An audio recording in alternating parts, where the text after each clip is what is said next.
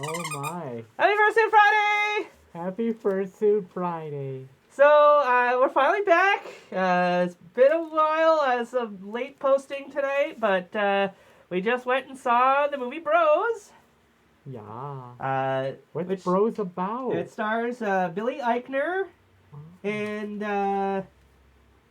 Luke Macfarlane. Human Hand. And they're an unlikely gay couple.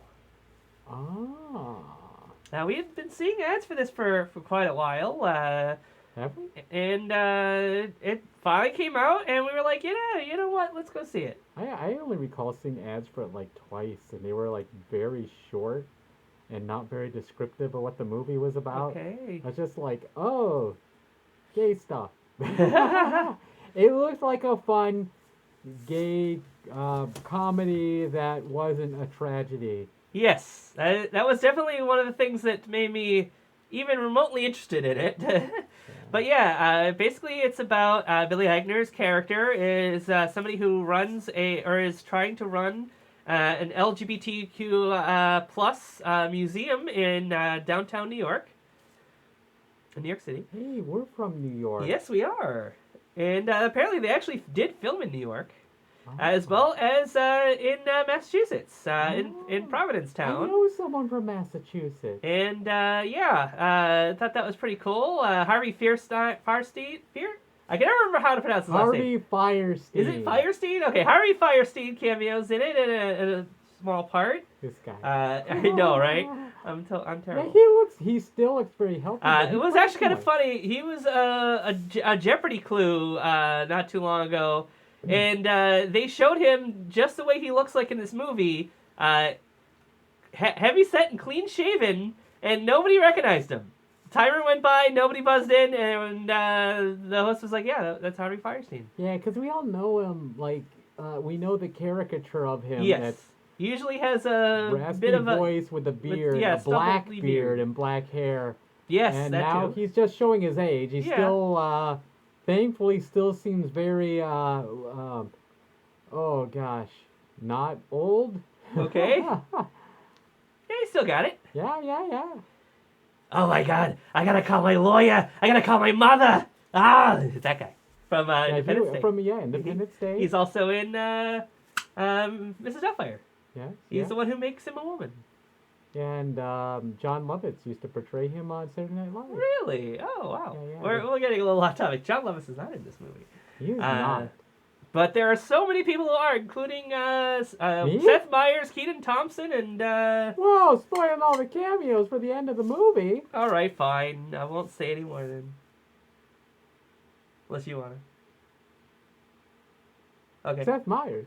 Anywho... very small parts for some of these people. Yeah, it was just a Harvey little joke. Firestein is definitely a much more significant role, but nonetheless a cameo. Very, it's definitely a cameo type appearance, but it's not something that you'll miss. Yes, he's very front and center. Front and center, yes. Yeah.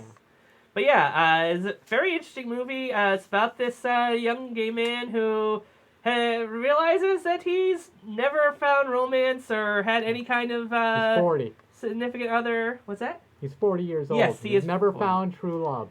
Well, he has a podcast. He's never experienced anything he would consider love.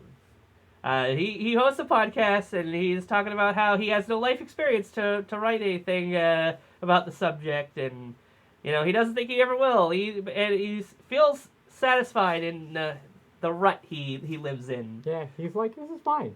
This is life. I mean, it also seems like he's just lying to himself to make himself not feel terrible. But it's kind of funny. His best friend in this movie is a guy named Guy Brenham, who I know from watching on X-Play. He's the heavy-set bald guy from X-Play. If you ever saw him, he also had his own game show at one point. But I do not think there are any actors in this movie who are playing a gay character and aren't gay. Yeah, from what I was looking up, everybody seems to be legitimately playing their gender and sexuality as they are in reality. Yeah, there is a comment on that one of the characters makes about wanting to be portrayed by a heterosexual man in a movie about him. And at the end of the movie, yes, the cameos are mostly, if not entirely, straight people Oh yeah, that. playing gay characters, but they're not directly. They're portraying actors portraying those characters. Yeah. It's I'm not counting those. I'm Yeah. counting like major characters who are shown in the yes, movie being gay or being trans Yes, or I was any kind of pleasantly things like that. surprised. They all seem to be the real yeah, thing. I love seeing the trans. Like I didn't know how much they'd be included because it is about the gay couple. But yeah, there was quite a few. Like his little boardroom, like I recognized a few of the faces, and Yeah. there was at least 3 trans people in there. So I was like, that's wonderful. Oh, I know I have his name. I can't think of his name now. The principal from Community, Jim Rash. Jim Rash. Yeah. Jim Rash plays one of the board members of the museum that he's running, and he's kind of like one of the main oppositions to the main character. He's constantly like shooting down his ideas and Yeah. constantly posing his own. And I don't know his character is constantly pushing bisexuality, so I'm presuming his character's meant to be bi. Yeah. And from what I understand, I think he might actually be bi. I didn't look into that was one of the things I didn't think to look into before recording. But if he were to say he's bi, I would totally believe it. And by opposition, you also don't necessarily mean like he's a bad guy. He's just a guy with different opinions on the board. Agreed. Like he's not an enemy. He's not the character who's constantly agreeing with the main character and like trying to help him with his goals. He just has his own agenda that he's trying to accomplish, which is fair. He's in a boardroom meeting where everybody's ideas are supposed to be coming out and hopefully helping the team. Yeah, I like how they did it. It wasn't a told story of like, hey, everything's terrible, but now everything's perfect. Like I mean, the only villain of the story would be just the main 2 characters' own hang-ups. Yes, that is what the movie's really about. The main characters' hang-ups, the jobs and all that play a much smaller role. They're more like the medium to help tell the story. I thought the job that the guy had was a fairly interesting one that actually did a good job of giving him a background and a reason for wanting to change. Yes, that was wonderful, and I like how it's something I don't think I've ever seen be in a movie before. Someone with that job description. Yeah, I think you're... That isn't like, they have to go see this person, in the story. It is not something that you would typically see in a Hollywood movie, but on the channel they were spoofing, the Hallmark channel, that is absolutely a character that has been in some of those movies. Which I found out he actually acted in those. Yeah. Apparently he was a prolific actor for the Hallmark Channel movies, which it was funny that they were constantly making fun of. Yeah, they had their own channel that was clearly supposed to be Hallmark. Heartmark? Yeah, something like that. But I'm pretty sure they did mention Hallmark, though. Yeah. But anyway, it was kind of interesting seeing so many like actual movies being referenced. There's even footage of You Got Mail being shown at one point as a take that to the fact that there's a lot of texting culture being used in the movie. And obviously, You Got Mail is from the early days of email. Yeah. So there wasn't texting back then, but there was back and forth emails being sent, and there was a few good send-ups towards that culture, while at the same time, pretty much doing the exact same thing but in texting. Yeah, some of the movies and things they reference, like in the background, are not real. Yeah, they go to a movie theater for their first date, and it's all the movies are fake. I don't think any of them were real movies. Yeah. I don't know if that was a calculated decision or if it's just they didn't have an idea when the movie was going to come out, so they're like, screw it, we're just going to have a bunch of fake movies that they're going to see. Yeah. But they did reference a lot of real movies and real celebrities. Yeah, real celebrities. It was so wonderful. Do we want to mention certain women? Well, we already mentioned the stuff at the end, but yeah, why not? Look, if the amount of attendees at this movie was any indication, it's not a super popular movie. Yeah, I mean, it just came out.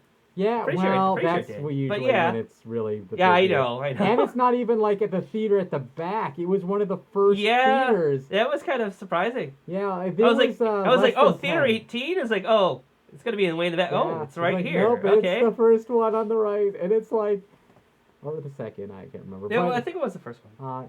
but yeah, there was less than 10 people there, so you could basically Oh, go wow. ahead and spoil, cause the chances are you guys aren't gonna watch it, even though you should. You totally should. It's a wonderful movie. Indeed. And they even make fun of the fact that, Hollywood wants to write things that will appeal to both straight and gay couples. Yeah, something that will be And- palatable to both. And he even, spits at the idea, and I think the movie actually ends up being exactly that. Yeah. Even though they aren't pandering to straight people, and they actually are appealing to, LGBTQ plus people, I don't think there's anything in the movie that anybody who isn't an ally or is an ally wouldn't find something they could actually watch and enjoy. Oh yeah, absolutely. If you're extremely homophobic, you're not gonna like this movie. Yes, there is a lot of dudes kissing and being naked and touching each other. Yes, it is. Nothing graphic is shown as far as anything that would be seen in porn. It definitely highlights the differences between gay and straight couples. Yes.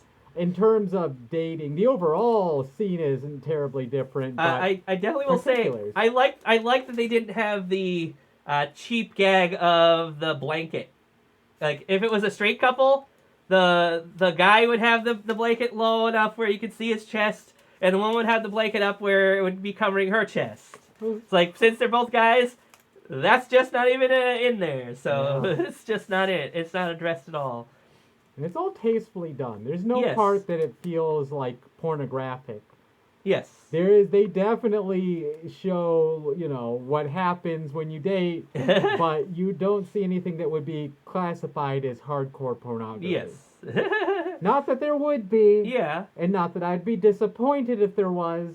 I also would say it's probably not something to bring kids to, although that is addressed in the movie. Strangely yes, enough, it is definitely addressed in the movie. what should kids be introduced to about the LGBTQIA plus community, and how young or old they should be, type of thing. And there's even the main character has straight friends who have kids who are not hidden away from any of the gay culture that their friend has. In fact, they're kind of embracing it. They even think their kid, either might be gay or trans or something. They're willing to let him explore and find out about himself, which is pretty cool idea to put in the movie. Things that the characters seem pretty accepting. So yeah, it's nice and it's not super abrasive, and there is a little bit of friction with some of the characters. But ultimately, it's a love story about two unlikely lovers. And it thankfully doesn't go the route of, they got cancer and they're dying. It's not a tragedy. They reference that too. It's very quick, but yes, a lot of these movies end up being tragedies, and this one was not. Not a tragedy. They don't have. There's I don't think. Well, other than unimportant characters off screen, nobody dies in the movie. Yes. So it's nice. Well, it's not that kind of movie. Yeah. It's just a fun date movie, and I enjoyed it. I went in with virtually no expectations, and I was not disappointed. I was like, okay, it's a movie about a gay guy trying to find love, and while he's trying to also get a museum going, and that's almost about all I knew. That and his love interest is more on the how would you put it, muscle gay. Yeah, he is basically walks the line of gay and straight. Like, he presents dude himself. Bro. Yeah, he presents himself or carries himself as a straight man, and I say that only because there's at least one scene where he's clearly trying to hide that he's gay. And he's able to do so convincingly. Not that I know there's all different kinds. Yeah. But yes, he presents himself as a far more traditionally masculine. When Yeah. I say traditional, I mean in my old age, how we would Oh, come expect. on. But yeah, it's wonderful though. It shows you the different believable types. Indeed. Yeah. So, And like we mentioned, the members of the board for the museum are all different walks of LGBTQIA. yes, it's wonderful. They present themselves as I mean, different ways. they are not like the major players of the story, but they do feature prominently in a good many scenes, I would say. Yes. And you'll definitely see some famous faces in there if you follow, any kind of this culture. There's a few TV shows out there about gay culture and trans culture that you may recognize some of them in their small cameos. Yes, yes, indeed. So yeah, definitely was an enjoyable movie.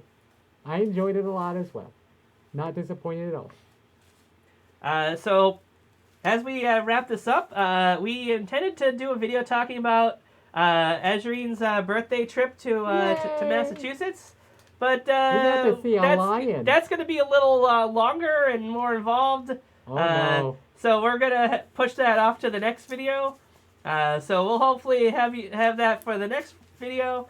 Tonight we're gonna be streaming on twitch.tv/transientplayer, playing more Ninja Turtles Caliburn Collection. I think this might be the last night of doing that together. I'm gonna be doing more Fortnite. I know I keep meaning to move on to other things. With it being October coming up, I probably will be doing trying to get more content besides Fortnite. But yeah, I'm hoping to unlock the new character Meow Skulls. I know there's a few fans out there that I've been talking to who are looking forward to Meow Skulls. Fans? What's that? I've got a fan. Oh right yes, here. I have a fan as well. It's backwards. I know. There you go. But anyhow, thanks for watching, everybody. Hope you had a good fresh Friday, and we'll see you all next time. Bye. Or on stream tonight. Bye.